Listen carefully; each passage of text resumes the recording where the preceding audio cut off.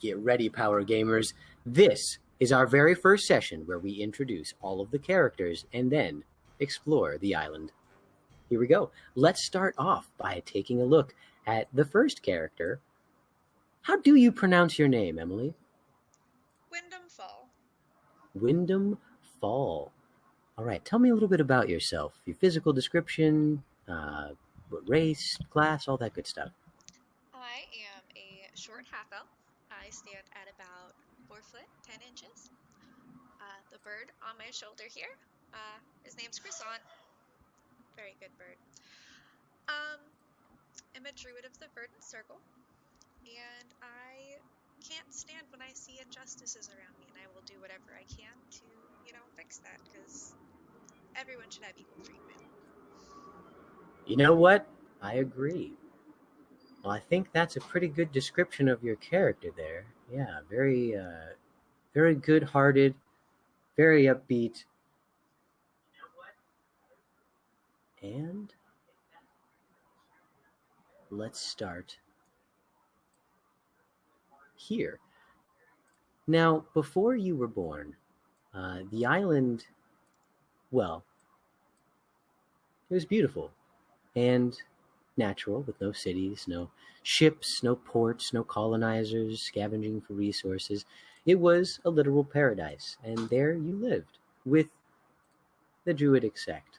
Now, they blossomed, harmonized with nature, and fostered symbiotic relationships between the animals, birds, warning ground creatures, squirrels of predators that are incoming, bees and insects working with plants. It was a very harmonious time, a beautiful thing, really. And anything that you guys needed, whether that was a bridge to cross dicey rapids or, the small waters that exists, you could make it from natural ingredients. It's never really a problem. In fact, you could say that not a lot was ever a problem until the first coming of the cogs, as you guys call them, or the capital alliance of guilds. They arrived one day in a ship that was, incredible, nothing like anything you've ever seen. Gigantic, full of wood, that was polished, stained, and it would never rot, seemingly. And when they came, they had no idea how to interact with this land. They died. Starved, diseased, dehydrated. And so, the kind druids of your circle reached out and took pity on them. They helped these Capital Association of Guilds foster a town, learn to grow food, learn to apply the exact remedies that you guys use to fight the natural diseases, and more importantly, learn to build using the natural resources of the island. In fact, it was your druids that helped them build the very first settlement on the island, the foundational wall that would separate them from the wilds that they seem so ill-prepared to face with. Now, that's just the backstory of your druidic sect, because, well, I should say there's a little more, because it wasn't all just peace and harmony. After about the third or fourth wave of coalition ships coming to the island, once that wall was built, whoever's typing, can you mute your mic? Sorry, that was me. Oh, okay. So once the coalition forces came, and they just kept coming, that city started to turn against the druids, the very people who had helped them. It was at this point that a name that is familiar to you now was introduced, this individual called the Rat King, where previously the inhabitants of this island had relied on you and your druids for protection and for nourishment and help. He took over like a mob boss.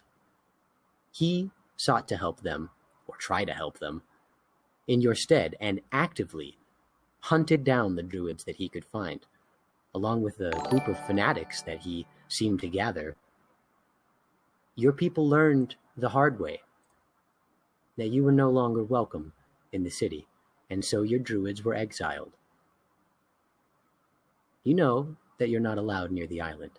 In fact, the elders of your druidic sect have expressly forbade any druid from going into the city. Now that brings us to where you are now. You were born under these circumstances where, sadly, you're not allowed to go to the city. You're really supposed to just stay in this forest grove. But tell us what an average day in your life is like. I usually spend my days wandering through the forest, gathering, berries and food for my druids and ingredients for casting our spells to help the people around us. Nice. All right. Yeah, you spend your time contributing to the druidic sect as you can, gathering berries, herbs, poultice ingredients that you can find. And, it's good. It's a good time. Now, I think there's something else that you do. Maybe something you're not supposed to do. There is. Sometimes I sneak out at night into the city so I can help people in the slums. You absolute rapscallion. You do sneak out at night and evading the eyes of your elders, maybe having to bribe the animals of the night so that they don't rat on you. You sneak off to the city, sometimes at night, sometimes during the day, but your reason for going there, what is it? Hold on, they say they still can't hear me. Oh, someone can't hear you. Yeah, let me... Boy, I love the fact that... Yeah, we've got, live input from people. Sorry, I love guys. That.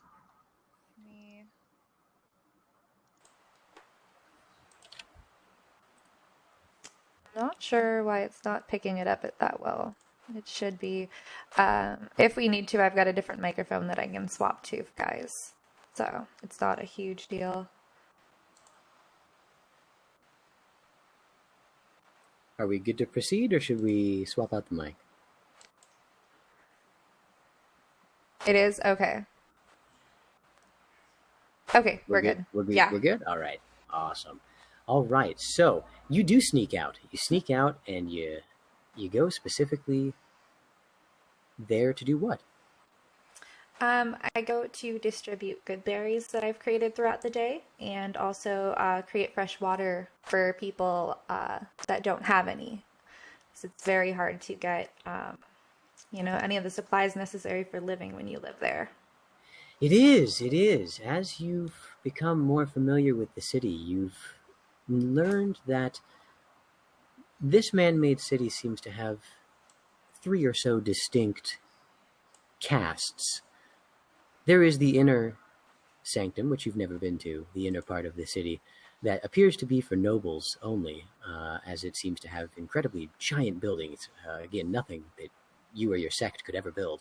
There's a middle ring, which seems to be comprised of merchants, vendors, people with money but not nobility, and then a third ring where people who are wealthy enough to live inside the city, but not wealthy enough to live in the middle ring live. Now, outside of that last wall, outside of the city, is where you spend your time, in the outskirts of town, outside the city limits. That's what you're seeing now, and that's where the people need your help most, because they're not members of the city. They have no protection from the guards. They have no resources of any kind, no safety net. And so your good berries, your water, are really one of the only things that help keep them alive.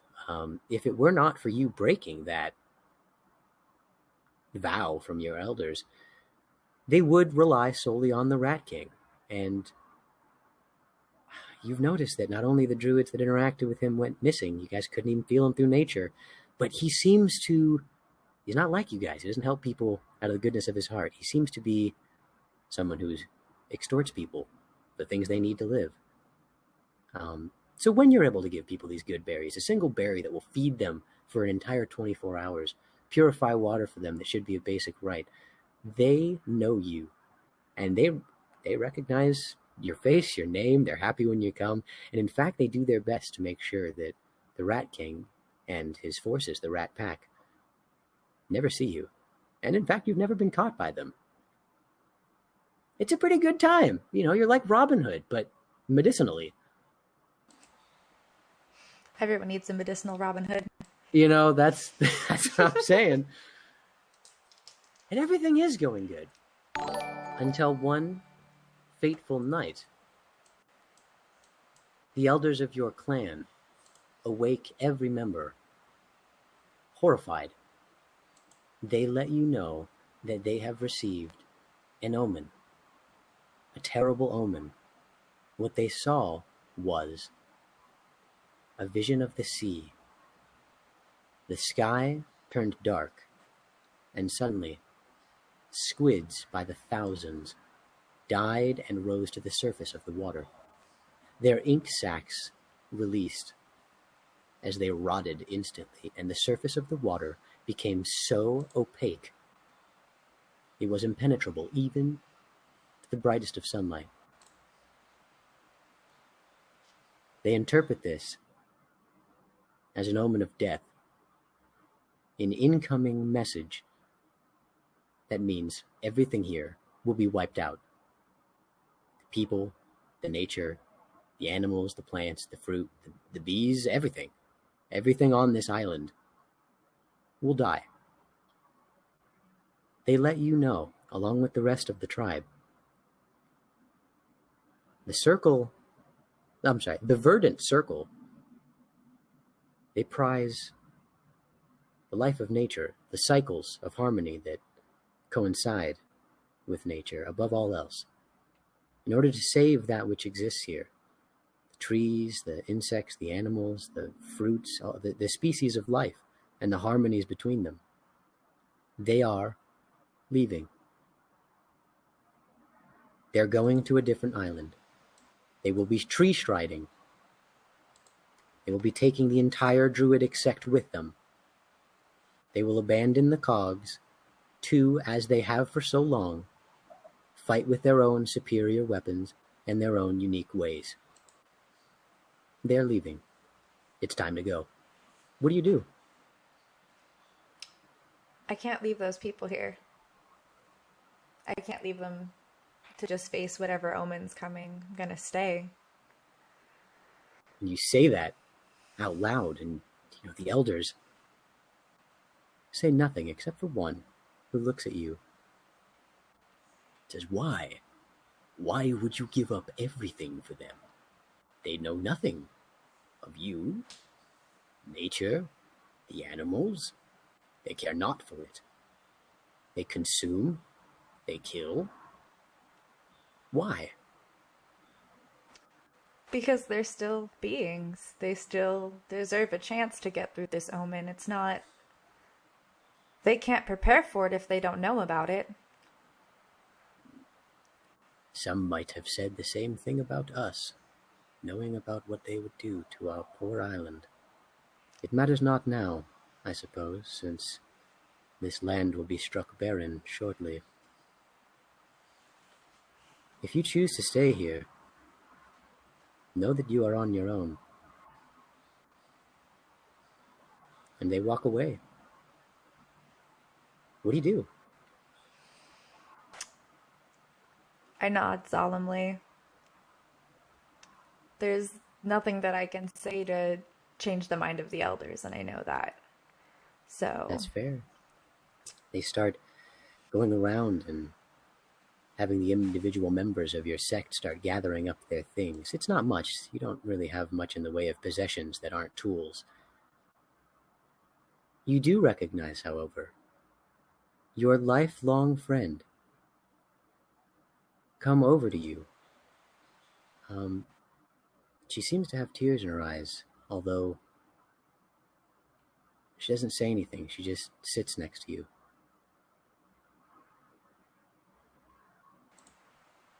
What do you do?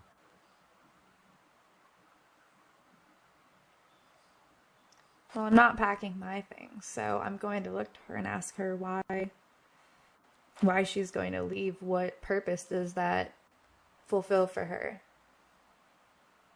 You can tell that she's conflicted. The tears in her eyes, they they don't stop as she tells you, "These are our people. How can you not travel with them? They are all we've ever known. These are your kin. These are our kind. But I will not I will not let them abandon you. You truly mean to stay here." I do. "Very well. I will stay with you, if you would have me." Of course I would, old friend. I welcome you. You see, she does hug you, but she doesn't stop crying. You can tell that she's rather sad about what's going on, in fact. It's at this point that the elders make their way to the ceremonial area, the grove. They cast the ritual spells for preparation, and then they cast Tree Stride. One by one, they quickly step into a tree and then disappear altogether. You're then left, just you and your best friend, in the forest, which has never sounded quieter. What do you do next? Going to gather what supplies I have left and what things that I'll need. I'll need to go find somewhere to continue hiding since I won't have the security of the entirety of the sect anymore. So I take my friend by the hand and set out towards the edge of the slums. Okay. Or no, head out to the beach, actually. Okay. All right. So you head out towards the beach. You know that's probably the safest place for you right now. Only because in the past it's been a place that your druids, they normally stick to the foresty parts of the island, and the cogs, well, they have their own city. So it's really a place where, for the most part, you've been left alone. And you have some time to think. In fact, you have some time to sleep. What do you think about as you drift off? As I start to drift off, I begin to feel the weight of my decision on my shoulders. I just left everything that I've ever known for these people who I know don't care for me as much as I care for them. And that's the last thing I think about before I drift off. The last thought in your head is that you are a druid, alone, in a land full of people who may not only not like you, but who may actively hate you. Mm-hmm. And you may never see your family again. Mm-hmm. It's those thoughts that are the last thing you think before you're out. Now, when you wake up, it's amazing what a rest can do to make you feel better about things. You're not thinking about the fact that you don't have the ability to cast, walk through plants, so you don't know how you're going to get off this island. You don't think about the fact that you're not sure how you're going to get these people to listen to you. What you do is you look around and you look for the comforting gaze of your best friend. Mm-hmm. It's at that point when you notice something. She doesn't look well. What do you do? I look over her to try and see where the ailment is coming from, whether it's like something physical or something I can, slap a Band-Aid on. Sure, yeah. One of those druid Band-Aids. I love it. All right, go ahead and roll for me a medicine check. Okay. Oh man, this is our first roll of the campaign. I hope it's a 1. No such luck. Nope. All right, what did you get? I got a 13. 13, nice. Okay, so you look over her and you have no idea what's wrong. I can tell you what you see though. Hmm. You can see a couple things. A, her skin looks rather pale. As people who spend a lot of time in the sun, that's abnormal. B, you can tell that her eyes are bloodshot, and in fact they seem to have a touch of jaundice, the yellowing of the white parts of the eyes.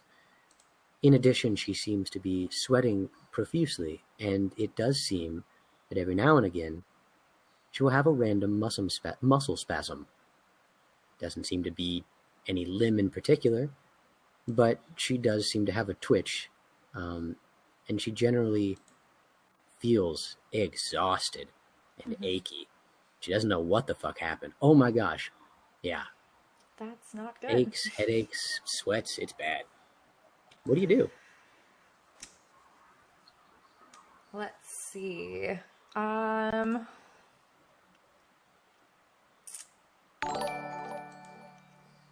oh, sweet. Thank you. Look at my skills.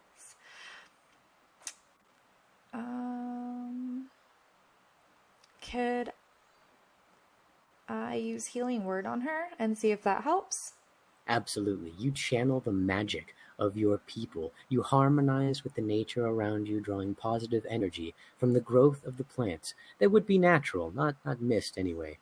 And you coalesce it into the tips of your fingers as this brilliant green energy pulses in a wave over her form. Nothing changes.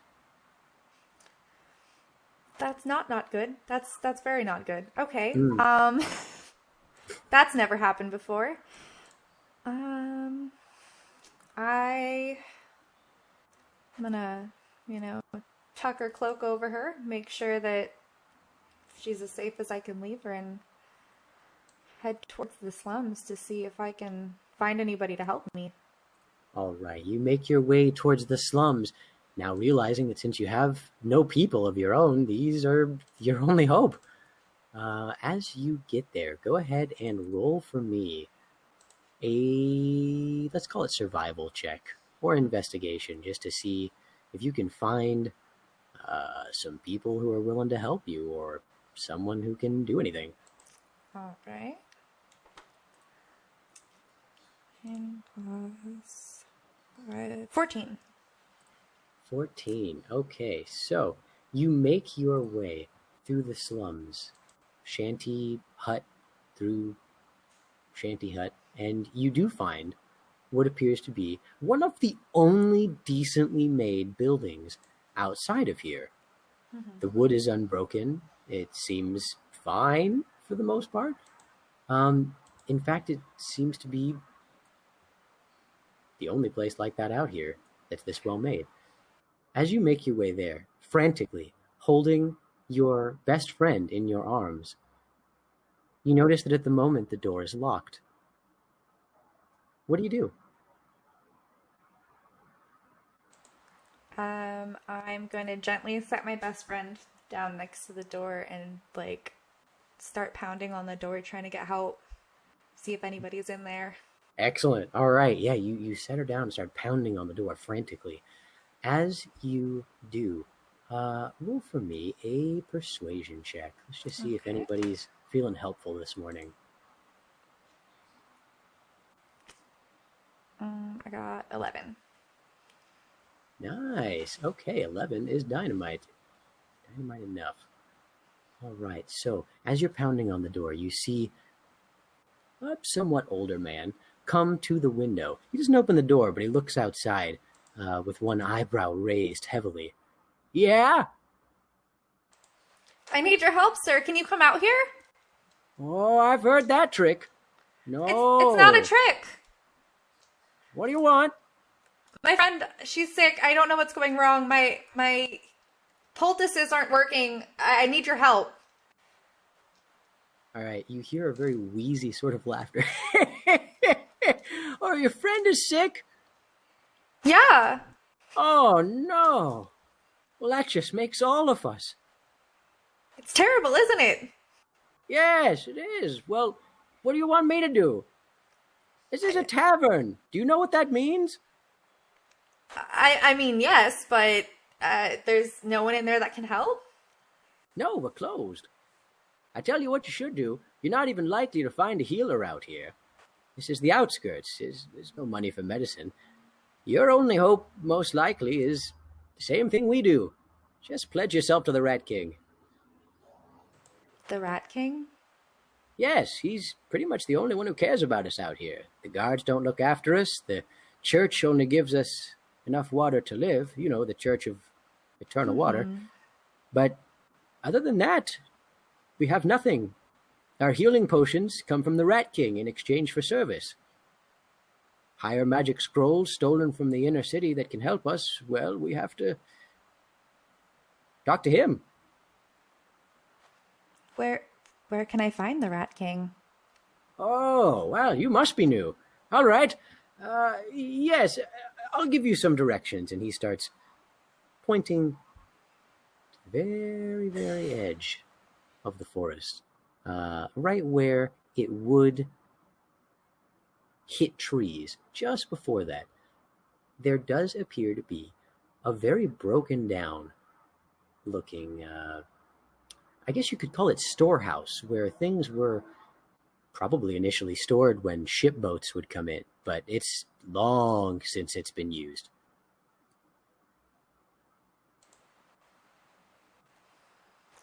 Well, it's time to go there.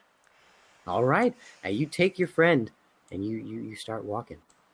As you continue walking, you travel for about half an hour until you notice, you're still traveling, but you notice that at this point, your friend's eyes and ears have started bleeding along with her nose. The spasms have gone from single limb spasms to whole body convulsions, and she is struggling to keep her eyes from rolling back into her head. Just to let you know, as you continue walking, you finally, frantically, make it to this abandoned storehouse. You kick open the crummy-looking door, and what you find is actually a crowd of people. Obviously, poor people that live outside in this shanty town. People so poor they couldn't even afford their own individual art to represent themselves. But you and your friend are now in the lair of the Rat King. Well done, Power Gamer. You've safely made it to the end of the video. Congratulations. Thanks for hanging out with us, and a very special thank you to our supporters on Patreon. Thank you to our Patreon founders whose incredible generosity humbles us. Thank you to the legends, guild members, and all of the official Power Gamers whose love and support makes this channel possible. If you like what you saw, let us know by leaving a like, comment, subscription, donation, sharing the video with your friends. Check out all the links below, and we'll see you Saturday on Twitch for the next Legends of Lyria.